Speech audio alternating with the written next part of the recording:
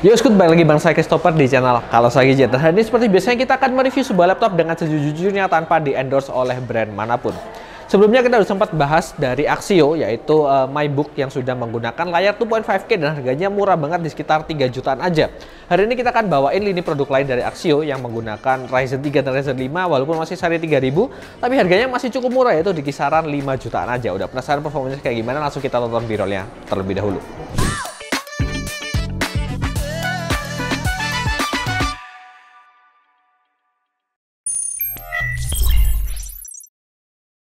Ini adalah Axio Slimbook 14. Dia menggunakan dua tipe prosesor, yaitu Ryzen 3 3200U dan juga Ryzen 5 3500U.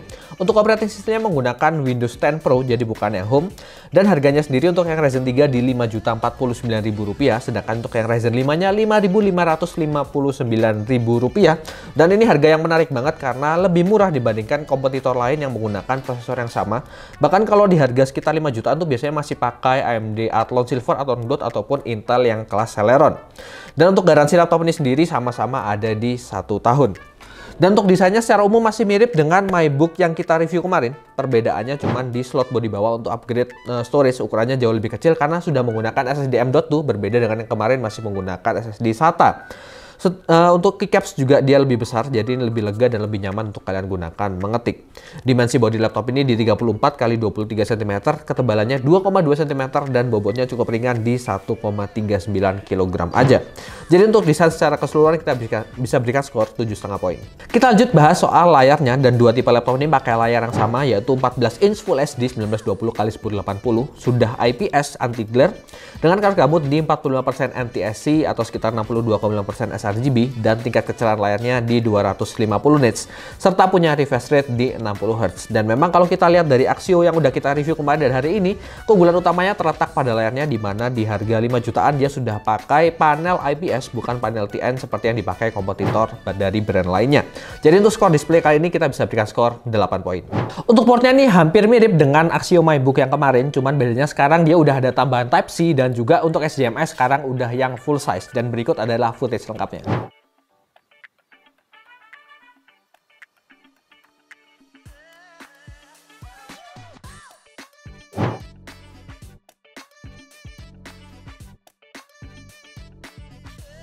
Untuk fiturnya dalam segi konektivitas dia menggunakan Wi-Fi AC atau Wi-Fi 5 sekarang, jadi udah improve dari sebelumnya, sedangkan untuk Bluetooth masih menggunakan 4.2.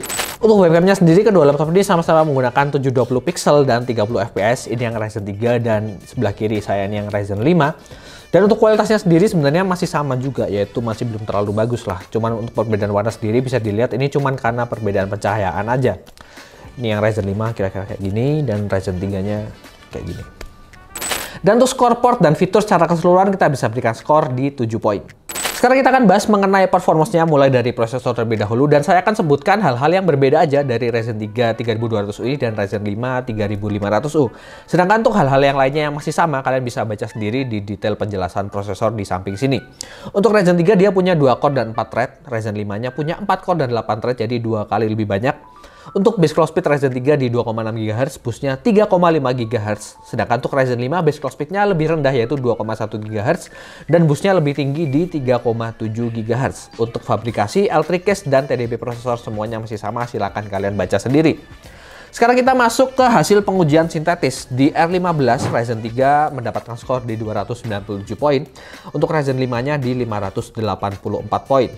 Di R20 single core kita bisa dapatkan skor 322 untuk Ryzen 3 dan 355 untuk Ryzen 5. Jadi perbedaannya nggak terlalu banyak. Sedangkan untuk multicore-nya sendiri di Ryzen 3 dapatkan skor di 671 poin. Sedangkan untuk Ryzen 5 dua kali lebih besar, yaitu di 1106 poin. Karena tentu saja dia punya jumlah core dan thread yang 2 kali lebih banyak juga. Dan untuk perbandingan dari looping R20 sebanyak 10 kali, untuk Ryzen 3-nya kita dapatkan skor di 568, sedangkan untuk Ryzen 5 di 1086 poin. Jadi artinya untuk kestabilan performance dari kedua prosesor ini masih cukup oke. Dengan suhu rata-rata Ryzen 3 ada di 90 derajat Celcius dan maksimum menyentuh 100 derajat Celcius, jadi ini cukup tinggi. Sedangkan untuk Ryzen 5-nya dia masih adem banget, yaitu di 56 untuk rata-ratanya, sedangkan maksimumnya cuma menyentuh di 72 derajat Celcius. Dan untuk hasil rendering 3D sendiri menggunakan Blender, CPU render di Ryzen 3 kita dapatkan waktu di 21 menit 58 detik. Sedangkan untuk Ryzen 5 sendiri kita dapatkan mungkin hampir setengahnya, yaitu di 12 menit dan 57 detik. Untuk RAM-nya dua laptop ini sama-sama menggunakan 8GB DDR4 dengan speednya di 2133 MHz dan sama-sama ada satu slot SODIMM lagi untuk kalian bisa tambahkan RAM jadi kapasitas lebih besar dan juga jadi dual channel. Sedangkan storage-nya juga masih sama menggunakan SSD NVMe PCIe M.2 dengan kapasitas 256GB dan speednya juga mirip-mirip. Untuk yang Ryzen 3 kita dapatkan read-nya di 503 MB per second dan write-nya di 356 MB per second. Sedangkan untuk yang Ryzen 5 kita dapatkan read-nya di 500 MB per second dan write-nya di 454 MB per second.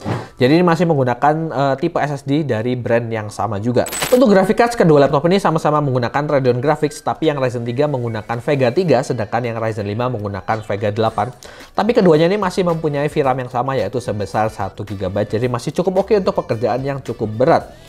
Untuk rendering video di Premiere sendiri, Ryzen 3 kita dapatkan waktu di 6 menit 37 detik, sedangkan untuk yang Ryzen 5 di 5 menit 15 detik. Untuk settingan render videonya juga sama, 1 menit 4K Katuka Tanpa Efek dan hanya single layer. Jadi itu saja untuk Ryzen 5 masih lebih kencang.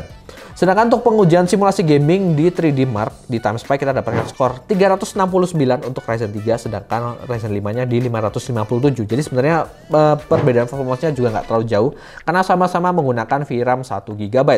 Sedangkan untuk fast track-nya di Ryzen 3 980 poin, dan Ryzen 5-nya di 1368 poin. Stress-nya sama-sama nggak lolos dengan Ryzen 3-nya di 87,2%, sedangkan Ryzen 5-nya 89,1%. Untuk suhu juga relatif sama, di Ryzen 3 suhu CPU-nya di 54 derajat, GPU-nya di 39 derajat, dan di awal pengujian CPU-nya ada titik tertinggi di 61 derajat. Sedangkan untuk Ryzen 5-nya suhu CPU-nya 54 derajat, GPU-nya ini lebih tinggi sedikit yaitu di 53 derajat Celcius, dan di awal pengujian juga sama-sama CPU-nya mencapai titik tertinggi yaitu di 61 derajat, dan GPU-nya di 60 derajat Celcius. Dan berikut adalah grafik perbandingan lebih lengkap dari perbedaan performance dari kedua prosesor ini. Dan berikut juga adalah grafik perbandingan 3D Mark Fast Track laptop ini dibandingkan beberapa laptop yang sudah pernah kita uji sebelumnya. Dan untuk pengujian game realnya kita cuma pakai game yang sedikit dan game yang standar biasa kita mainkan, dan berikut adalah hasilnya. Di Ryzen 3 game pertama Dota 2 dengan settingan Full HD dan juga grafiknya kita buat rata kiri full render, kita dapatkan FPS-nya di kisaran 50-an. 40-50-an dengan load dari GPU-nya udah di sekitar 100% rata-ratanya. Suhunya masih cukup aman di sekitar 50 derajat Celcius. Untuk CPU-nya sendiri loadnya sekitar 50% aja dan suhunya juga masih sama di kisaran 56 derajat Celcius. Selanjutnya untuk CSGO dengan settingan resolusi Full HD dan juga untuk grafiknya kita buat di low semuanya. Kita bisa dapatkan FPS-nya bahkan kalau di jalan-jalan santai gini aja cuman di sekitar 20 hampir 30-an FPS. Jadi ini masih kurang bisa playable dengan baik. Untuk load dari GPU-nya dari 100% dengan suhunya masih tetap sama seperti sebelumnya, itu kisaran 55 sampai 56 derajat Celcius. Untuk CPU-nya loadnya di 50 sampai 60% dengan suhu yang juga sama di kisaran 56 derajat Celcius.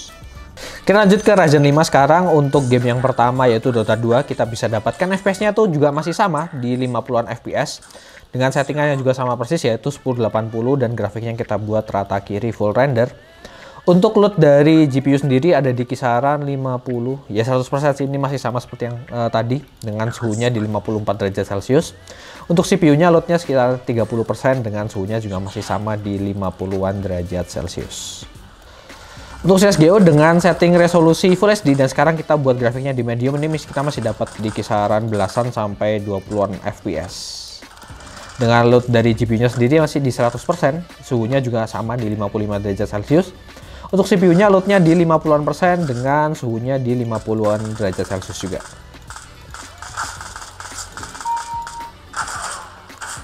Untuk opsi upgrade-nya di sini lengkap banget. Untuk RAM kalian bisa upgrade hingga 16GB dual channel karena ada satu slot SODIMM yang kosong. Sementara untuk storage tersedia 2 slot M.2 SATA. Yang satu itu udah terisi SSD bawaannya, sedangkan satu lagi masih kosong. Jadi kalian bisa upgrade dengan storage yang lebih besar, cuma untuk speednya sendiri masih terbatas di bawah 1000 karena sekali lagi masih menggunakan M.2 SATA, dan berikut adalah footage lengkapnya.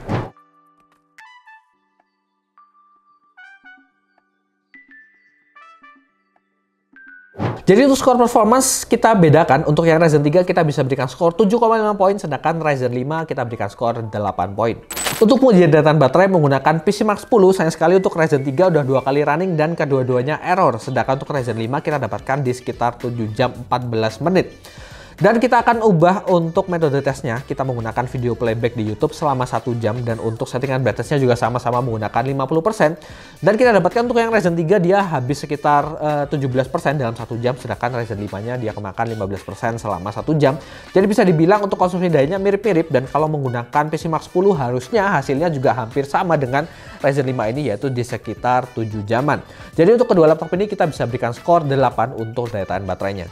Kesimpulannya, dua laptop ini merupakan laptop yang sangat menarik banget, terutama di kisaran harganya 5 juta udah menawarkan performance yang bisa dibilang lumayan ngebut kayak gini, walaupun untuk Ryzen-nya sendiri belum pakai Ryzen yang terbaru atau paling nggak versi yang 5000 series lah. Tapi ini udah cukup banget, bahkan performance-nya udah melebihi Axio yang kemarin, yang kalau kemarin kita bilang masih lebih cocok untuk anak sekolah, anak SD aja. Bahkan ini sekarang udah cukup untuk kalian gunakan pekerjaan kantoran yang ringan-ringan, atau bahkan editing tipis-tipis juga masih bisa menggunakan kedua laptop ini. Dan harganya juga cuman beda sekitar 500 ribuan, jadi silakan kalian pilih, kalian lebih mending pakai yang Ryzen 3 ataupun Ryzen 5. Dan untuk total skornya Ryzen 3 kita dapatkan di 7,6 poin, sedangkan Ryzen 5-nya di 7,7 poin. Dan selesai sudah 1 minggu full ini kita bahas soal 3 produk dari Axio ini yang merupakan brand lokal buatan Indonesia. Dan silakan kalian bisa tuliskan di kolom komentar apa pendapat kalian soal brand Axio ini, gimana performance-nya, mana yang lebih kalian preferensi untuk kalian gunakan sehari-hari.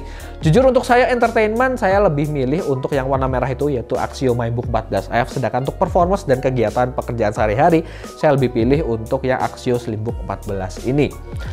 Dan untuk kalian juga jangan lupa untuk subscribe dan juga like video ini untuk membantu channel kita lebih berkembang lagi. Silahkan follow sosial media kita juga yang linknya tersedia di kolom deskripsi. Dan untuk kalian butuh untuk belanja keperluan IT mulai dari laptop ataupun perangkat lainnya, silahkan kunjungi store kita di Jalan Majian Pajatan nomor 6 Malang.